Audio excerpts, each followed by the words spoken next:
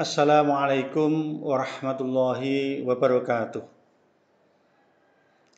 Untuk materi kali ini akan saya sampaikan tentang perjanjian kredit atau perjanjian pembiayaan. Sebagaimana kita ketahui bahwa salah satu produk hubungan hukum antara perbankan dengan nasabah adalah terjadinya perjanjian atau akad kalau dalam istilah di perbankan syariah. Perjanjian secara normatif diatur di dalam Kitab Undang-Undang Hukum Perdata, khususnya pasal 1313 KUH Perdata. Yang intinya adalah perjanjian adalah salah satu ikatan antara satu pihak dengan pihak lain. Artinya dalam perjanjian ini nanti harus ada hubungan hukum, timbul hak dan kewajiban antara perbankan dengan pihak nasabah.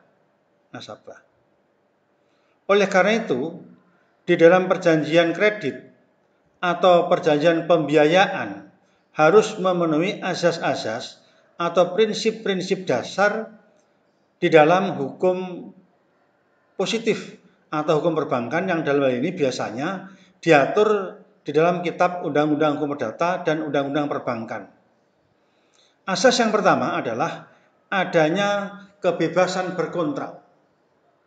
Artinya di dalam membuat perjanjian, para pihak, apakah pihak bank ataupun pihak nasabah, itu bebas mengadakan perjanjian.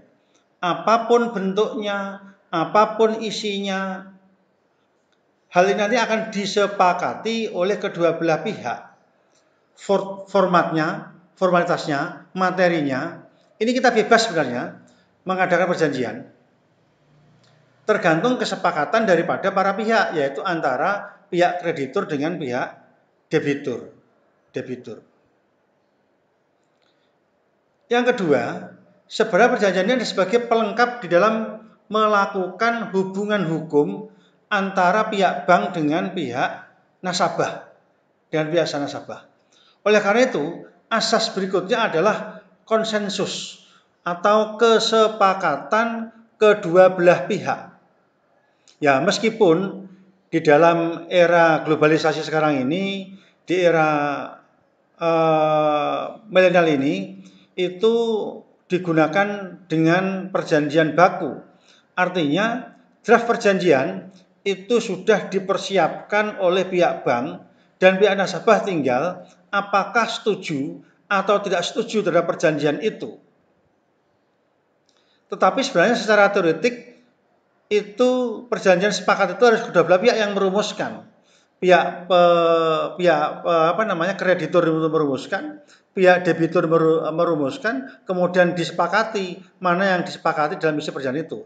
Tetapi jika menggunakan cara-cara teoretik seperti ini akan sangat lama, sehingga di dalam perjanjian nanti itu akan menggunakan perjanjian yang tertulis. Artinya draft sudah ada, kita tinggal atau nasabah tinggal menandatangani di dalam perjanjian itu. Asas berikutnya adalah obligatur. Artinya perjanjian itu akan timbul hak dan kewajiban. Timbul hak di sisi nasabah, timbul hak di sisi perbankan, akan menimbulkan kewajiban di sisi pihak lain. Ini yang dinamakan dengan obligatur. Ya, nah, yang nanti ini biasanya akan dituangkan di dalam perjanjian pembiayaan atau perjanjian kredit di dalam perbankan, ya, dalam perbankan. Berikutnya adalah asas personalia, artinya in person, orang tersebutlah yang akan melakukan perjanjian, orangnya langsung. Ya, tentu bisa, kalau dalam hukum itu bisa diwakili orang lain, artinya menggunakan kuasa untuk dan atas nama serta mewakili kepentingan dari pemberi kuasa tentunya. Tetapi biasanya di pihak bank itu kalau untuk nasabah itu harus datang langsung, datang sendiri di dalam memberikan kesepakatannya. Berikutnya adalah bahwa perjanjian itu akan berlaku sebagai undang-undang para pihak. Ya, undang-undang para pihak.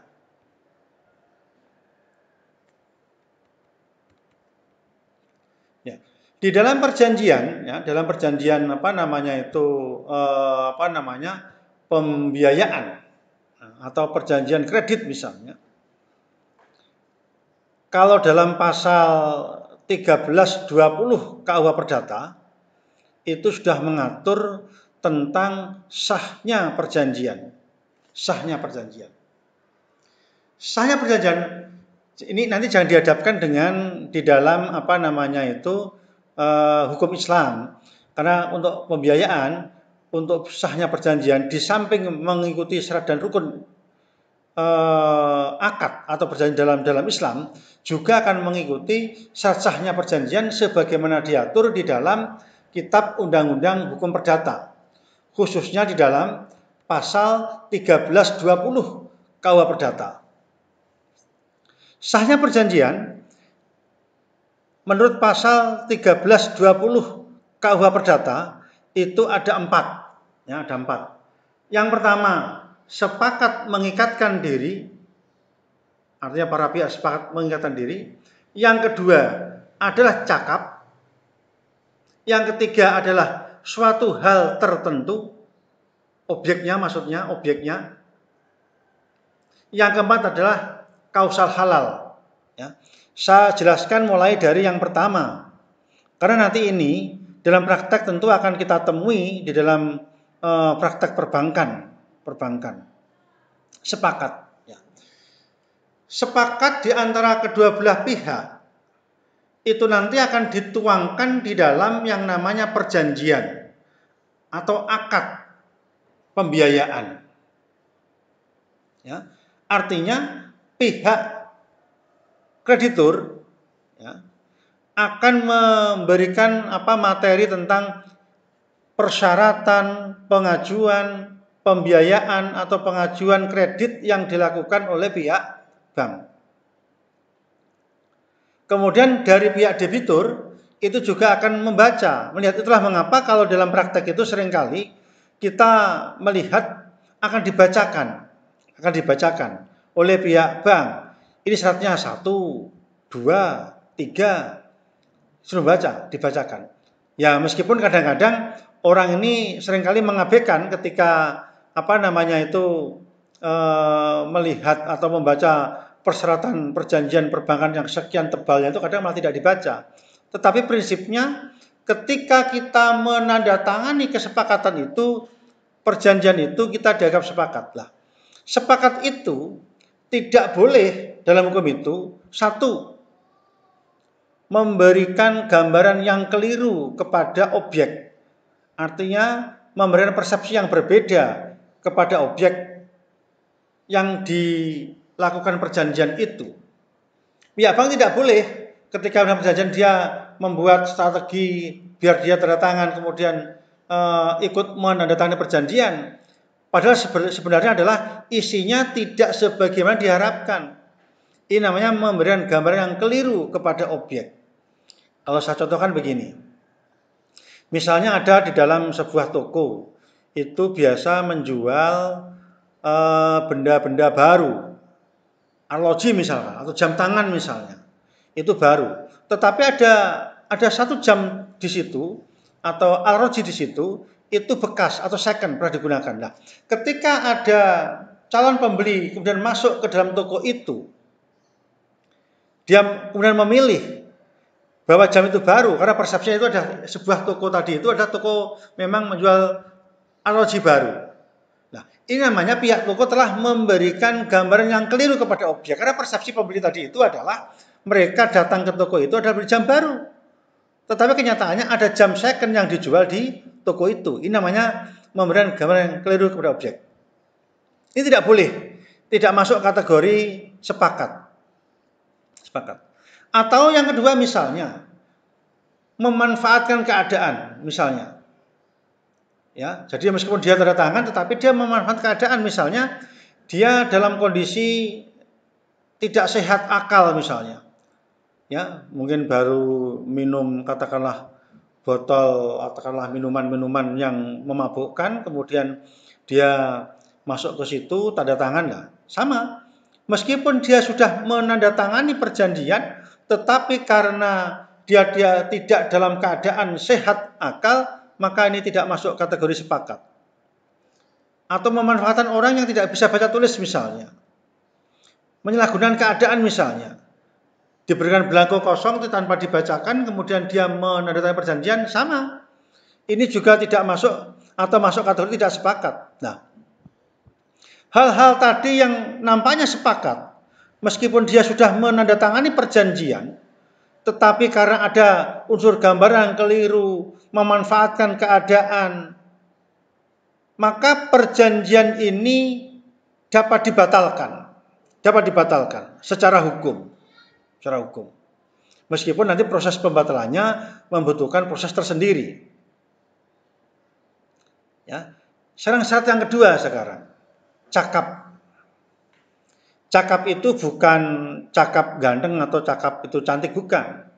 Cakap secara hukum artinya orang yang mengadakan perjanjian itu adalah mereka yang punya kewenangan untuk melakukan tindakan hukum. Kewenangan berbuat, kewenangan bertindak di muka hukum. Kalau dalam pasal 1330 KUH Perdata, itu usia harus 21 tahun. Itu baru dikatakan cakap. Ya. Atau belum 21 tahun, tetapi dia sudah menikah. Atau pernah menikah. Dewasa dia. Dewasa. Karena perlu diketahui bahwa cakap, dewasa, di dalam hukum kita itu berbeda-beda. Kalau dalam KUH Perdata, cakap itu berumur 21 tahun, sudah menikah atau pernah menikah. Kalau dalam Undang-Undang Pemilu 17 tahun, Undang-Undang Ketenagakerjaan 18 tahun. Nah, tetapi yang perlu dipahami adalah di dalam perjanjian perbankan itu harus cakap dalam arti 21 tahun ke atas, pernah menikah atau sudah menikah. Mengapa ini saya ulang-ulang? Karena seringkali orang tidak paham tentang cakap dalam membuat suatu perjanjian. Nah, syarat sepakat dan cakap tadi, ada 4 syarat tadi: sepakat, cakap, hal tertentu, kausal halal. Sepakat dan cakap ini namanya syarat subjektif. Ya. Yang apabila dilanggar, maka perjanjian dapat dibatalkan. Kemudian syarat yang ketiga sekarang, hal tertentu. Objeknya harus ada. Apa itu? Perjanjian. Perjanjian apa? Perjanjian kredit, utang piutang. Kalau dalam perbankan syariah, akad pembiayaan. Apakah akad pembiayaan itu nanti dengan agunan atau tanpa agunan? Ini akan sangat bergantung daripada isi daripada kesepakatan di dalam membuat sebuah perjanjian. Jadi harus ada objeknya, harus jelas. Hal tertentu. Yang keempat adalah sebab yang halal atau sebab yang diperbolehkan oleh hukum. Artinya perjanjian itu tidak boleh bertentangan dengan hukum. Bertentangan dengan undang-undang. Misalnya, saudara membuat perjanjian, ya, kesepakatan, tetapi isinya itu perjanjian misalnya apa? Narkoba misalnya, tidak boleh. Perjanjian perjudian misalnya, tidak boleh. Itu tidak sebab yang halal. Ya. Kalau orang melanggar ketentuan ini, yang ketiga dan keempat, artinya hal tertentu dan sebab yang halal, berarti dia melanggar syarat objektif. Artinya, jika melanggar maka perjanjiannya adalah batal demi hukum. Dalam syarat sahnya perjanjian tadi ini ada 2 istilah. yaitu perjanjian yang dapat dibatalkan ketika melanggar kesepakatan, melanggar cakap. Sedangkan melanggar yang ketiga dan keempat, hal tertentu dan kausal halal itu dapat dibatalkan. Ada dua istilah hukum. Ya. Ada perbedaan. Bedanya adalah kalau perjanjian itu dibatalkan, artinya para pihak harus melaksanakan pembatalan perjanjian. Lah, pembatalan lewat siapa? Pengadilan. Itulah mengapa kalau biasanya kalau di dalam praktek perbankan itu yang namanya perjanjian selalu menyimpangi pasal 1266 KUH Perdata. Artinya pembatalan tadi itu tidak diharuskan melalui pengadilan. Boleh menyatakan tadi asasnya bebas berkontrak tadi itu. Ya, sebabnya halal. Ya. Kemudian sekarang hal-hal yang sering dicantumkan sekarang. Apa materi dalam pembiayaan perkreditan itu? Ya, dan itu. Biasanya di dalam perjanjian itu sejak awal mengenai perjanjian kredit, waktu pertama kali mengenai perjanjian, itu biasanya selalu diperjanjikan. Ya. Yang pertama tentang provisi, kemudian perlu tidak diasuransikan. Ya. Jadi kita mulai perjanjian pertama di samping kesepakatan isi perjanjian tadi itu, yang dalam perbankan tadi itu selalu disampaikan tentang nanti provisinya berapa, preminya berapa, perlu menggunakan jaminan apa tidak. Itu selalu awal perjanjian akan ditanya biasanya itu, dan itu biasanya dimasukkan dalam perjanjian. Kemudian penutupan apakah barang diasuransi apa tidak, perlu asuransi kebakaran apa tidak. Ini klausul-klausul yang mesti dimuat di dalam perjanjian. Yang kedua, biasa nanti itu akan memuat tentang kredit maksimum, ya, maksimum. Artinya berapa jumlah pembiayaan kalau dalam istilah syariah, atau berapa jumlah kreditnya, apa 100 juta, apa 200 juta, kemudian dengan agunan apa tidak, ya kan? Kemudian bagaimana cara pembayarannya, ya, pembayarannya. Ya. Tujuannya adalah kenapa kok diberikan maksimum ini? Ini dalam rangka untuk menentukan batas dana yang diberikan oleh pihak bank dan batas dana yang nanti akan diterima oleh pihak nasabah, Sehingga dalam kesepakatannya nanti itu dia akan disebutkan jumlahnya berapa, kemudian pinjamnya berapa, membutuhkan agunan apa tidak. Dan berikutnya biasanya itu ditentukan jangka waktunya. Ya, jangka waktunya artinya ini pembiayaan jangka waktu berapa tahun? 3 tahun, 2 tahun. Ya, atau dalam perjalanan kredit juga sama. Ini jangka waktunya dibuat 2 tahun. Pinjaman pokoknya sekian. Nanti maaf dalam tanda kutip pakai suku bunga apa tidak? Nah, misalnya begitu. Ya, nisbahnya dari pihak dalam pembiayaan. Barang agunannya apa? Itu semua dicantumkan secara rigid. Karena dalam hukum perjalanan perbankan itu harus menurut asas yang namanya asas lex specialis. Artinya jenisnya, uangnya, agunannya itu harus ditentukan di dalam perjanjian. Tujuannya apa? Ini sebagai bagian dari proses pembuktiannya nanti. Ketika terjadi masalah hukum. Termasuk apakah masuk asuransi apa tidak. Ini kesepakatan. Maka biasanya kan di dalam perjanjian pembiayaan di dalam perbankan ditawari ini harus diasuransikan. Ya, nanti tujuannya ketika nanti ada terjadi sesuatu yang tidak diduga, maka pihak asuransi lah yang akan bayar. Memang sebenarnya ini kesepakatan, tidak ada keharusan setiap perjanjian perbankan itu diasuransikan. tetapi sebaiknya memang ada asuransi. Nah, di dalam klausul atau klausul masa perjanjian tadi itu juga boleh memuat tentang larangan tindakan yang dilakukan oleh pihak bank ataupun oleh pihak nasabah.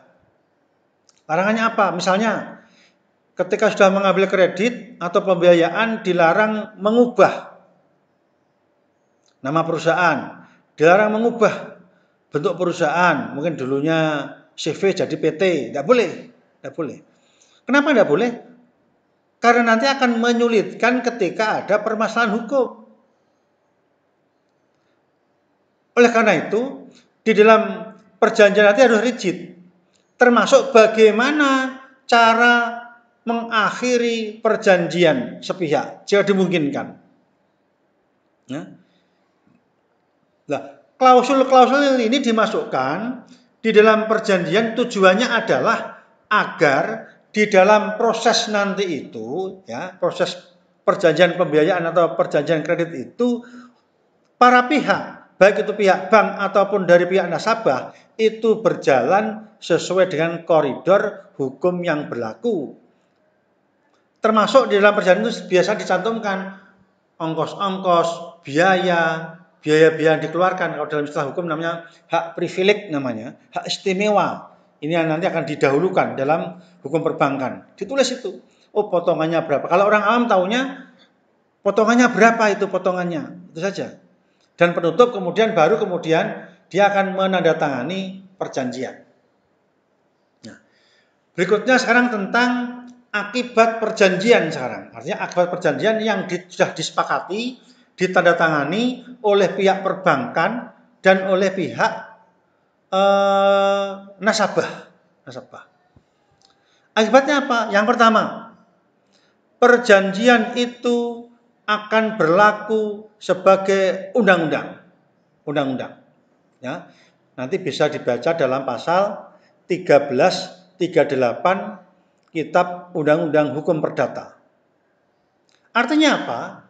Artinya kedudukan perjanjian yang dibuat oleh para pihak tadi itu sama dengan undang-undang. Dan tidak bisa kemudian perjanjian itu dibatalkan secara sepihak. Tidak boleh. Ya. Akibatnya. Jadi sebagai undang-undang, kedudukannya sama dengan undang-undang. Yang kedua adalah tadi tidak dapat ditarik kembali secara sepihak. Artinya apa? Artinya kalau memang mau membatalkan perjanjian, ya memang dibatalkan, katakanlah semuanya, perjanjian dibatalkan semuanya. Memang berniat membatalkan.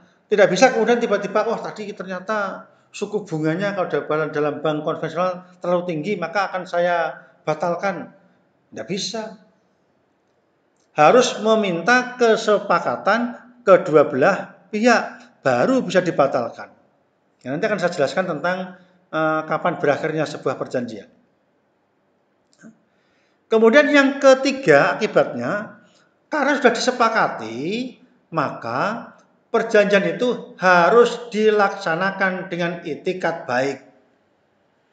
Artinya ketika salah satu pihak tidak mau mentaati isi perjanjian, maka dia masuk kategori wan prestasi atau ingkar janji dan dapat dituntut ganti rugi oleh pihak bank.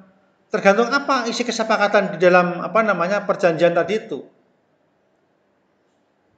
Ya, meskipun sebenarnya di dalam hukum perjanjian itu juga mengikuti adat kebiasaan. Sebenarnya di dalam Kitab Undang-Undang Hukum Perdata juga sudah diatur sebenarnya. Diperbolehkan, ya, perbolehkanlah. Kenapa kok harus menggunakan perjanjian? Tujuannya adalah, ya, kenapa perjanjian? Ini sebagai perjanjian pokok, sebagai alat bukti ketika nanti terjadi permasalahan hukum. Itu tujuannya. Jadi untuk tahu tentang alat buktinya. Oh, ini buktinya, perjanjiannya, hak dan kewajibannya apa? Akan diketahui. Di samping itu juga dapat digunakan untuk memonitoring di dalam orang atau para pihak menyepakati isi daripada perjanjian. Isi perjanjian itu. Orang bisa menyepakati ingin memonitoring, oh perjanjian kita sudah berjalan katakanlah 2 tahun, berarti kurang 1 tahun. Bagaimana pembayarannya? Oh ternyata rutin, ya, dan seterusnya. Ini untuk memonitoring, karena bisa jadi di dalam perjanjian atau kesepakatan itu orang tidak melakukan pembayaran atau ingkar janji di tengah-tengah proses perjanjian. Bisa jadi dia ingkar janji di dalam perjanjian itu. Nah, maka dengan adanya perjanjian tadi yang dibuat secara tertulis tadi itu, ini akan memudahkan sebagai alat bukti di dalam membuat perjanjian itu sendiri. Untuk mentaati isi perjanjian itu sendiri. Ya. Yang terakhir sekarang, hapusnya sebuah perjanjian. Perjanjian itu diatur di dalam pasal 1381 Kitab Undang-Undang Hukum Perdata. Hapusnya yang pertama, karena pembayaran jelas, ya. Jadi ada perjanjian, kemudian misalnya di jangka waktu 2 tahun, kemudian pihak nasabah memberikan pelunasan, pembayaran, maka perjanjiannya hapus, selesai. Karena pelaksanaan dengan itikat baik. Cara yang kedua, ini hukum lagi, yaitu dengan namanya konsinyasi namanya. Yaitu penawaran pembayaran diikuti dengan penitipan. Ini sama, tapi ini jarang sekali terjadi di dunia perbankan, ya kan? Ya, perbankan jarang digunakan. Biasa itu kalau terjadi dalam jual beli. Ya. Misalnya begini, hanya misal saja. Perjanjian perbankan, angsuran misalnya disepakati katakanlah sebulan 1 juta misalnya. Kemudian dia tidak mampu bayar misalnya. Ya, penawaran kita bayar 500 dulu lah misalnya. Ya secara hukum dianggap telah membayar tapi belum sebagai penghapus. Tetapi pembayarannya harus dilakukan di pengadilan, penitipannya di pengadilan. Tapi ini jarang terjadi di dunia perbankan. Yang harus terjadi itu di dunia jual beli di pertanahan atau pembebasan tanah. Ya. Jadi misalnya ada pembebasan tanah, kemudian rakyat mintanya per meter sekian, 100.000 misalnya, tidak dituruti, maka pemerintah bisa juga menitipkan uang ke pengadilan. Itu dianggap hapus sudah, melaksanakan isi perjanjian. Ya. Tapi ini hanya undang-undang yang menyebutkan, jadi jarang sekali terjadi kecuali tentang pembebasan tanah. Yang ketiga, ya, namanya novasi namanya. Novasi itu adalah pembaharuan utang. Ini sering terjadi. Kalau di dalam dunia perbankan itu ada namanya reschedule, ada namanya restruct atau restrukturisasi perbankan. Jadi dia utang pertama, ya kan, tidak mampu, misalnya utang 100 juta misalnya, dia tidak mampu melunasi, kemudian misalnya kurang katakanlah utang 100 juta, bayar 75 juta misalnya. Karena tidak mampu lagi, dia utang lagi kedua, utang lagi dengan agunan lagi. Misalnya utang 150 juta lah, maka utang yang pertama dianggap hapus. Kenapa? Karena sudah nanti dipotong utang yang kedua pelunasannya, ya, namanya pembaharuan utang, ya, diperbarui utangnya. Jadi yang hapus itu utang pertama saja, karena dia mengajukan utang yang kedua mungkin lebih besar, mungkin 150 juta misalnya, nanti dipotong 75 juta sehingga dia hanya menerima 75 juta. Ini namanya pembaharuan utang atau istilah dalam hukum namanya novasi namanya. Atau perjumpaan utang. Tapi jarang terjadi, artinya sama-sama berhutang. Kalau di perbankan memang tidak mungkin, ini tidak perlu saya jelaskan karena ini kalau dalam kasus-kasus kecil biasanya perjumpaan utang itu terjadi, ya kan? Misalnya si A utang pada si B 10.000, kemudian si B pada lain kali utang lagi pada si A 10.000. Nah, ini namanya kompensasi namanya. Perjumpaan utang. Atau yang berikutnya namanya percampuran utang. Kalau percampuran utang ini sering terjadi, itu biaya terhadap harta budel, ya. Utang orang tua kepada anak, ya kan? Ya, misalnya orang tua atau anak utang kepada orang tuanya misalnya 10 juta misalnya, kemudian orang tuanya meninggal, maka siapa yang menanggung ketika orang tua meninggal? Anaknya kan? Ya, anaknya. Sehingga anak bertanggung jawab, namanya ada percampuran. Kenapa? Anak tadi juga ahli waris, bertanggung jawab. Kalau di dalam perbankan juga begitu, ketika orang tuanya itu yang utang, kemudian punya anak, ya anak yang nanggung. Dengan catatan, utangnya tadi itu tidak diasuransikan. Ya kalau diasuransikan tidak, nanti bayar asuransi. Masih menanggung, karena dalam hukum itu, pasal 3, Kitab Undang-Undang Hukum Perdata, itu tidak mengenal kematian perdata. Sehingga yang namanya utang itu harus turun-temurun sampai ke anak cucu sampai dia mampu membayar. Jadi tidak akan hapus. Yang hutang boleh saja meninggal, tetapi akan digantikan oleh keturunannya. Hapusnya lagi yang ke berapa tadi? Ke-7 ya, ke-7. Musnahnya benda terutang, jelas kalau benda terutang musnah sudah selesai.